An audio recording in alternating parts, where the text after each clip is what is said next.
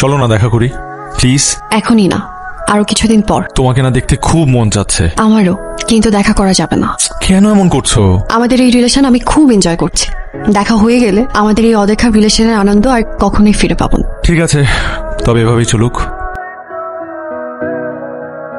কি হয়েছে তোর? এত চুপ কেন? ভাবতেছি ছেলেটাকে আর কষ্ট দিব, এবার দেখা করেই ফেল। করেই ফেল। ওকে বলি, ও তো খুশিতে লাফায় উঠবে। মেসেজ পাঠা। চলো দেখা করে ফেলি। Sure? 100%। Yes. Sorry sorry sorry sorry. কবে, কখন? Next Friday. ওকে। হ্যালো, কি রে, কালকে নতুন বালকের সাথে দেখা হচ্ছে? হ্যাঁ, কাল 9টায়। আমি এক্সাইটেড। আমিও। তুই কেন এক্সাইটেড? কি বলিস? দেখা হওয়ার গল্প শুনবো না? গল্প শোনার জন্য আই এম সো এক্সাইটেড। ওকে। মা, একটা গুড নিউজ আছে। আমার সুকন্যার সাথে দেখা হচ্ছে ফাইনালি। শুনে আমার খুব খুশি লাগছে। সুকন্যাকে বলো আমরা ওকে দেখতে চাই। ওকে ফ্রেন্ড, বলবো। বাই তাহলে।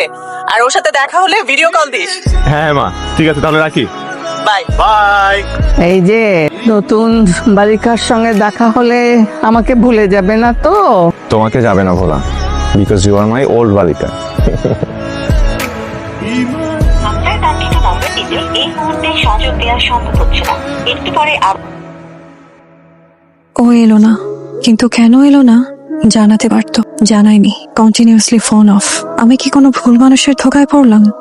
আপনার কাঙ্ক্ষিত নম্বরটিতে এই মুহূর্তে সংযোগ দেওয়া সম্ভব হচ্ছে না। একটু পরে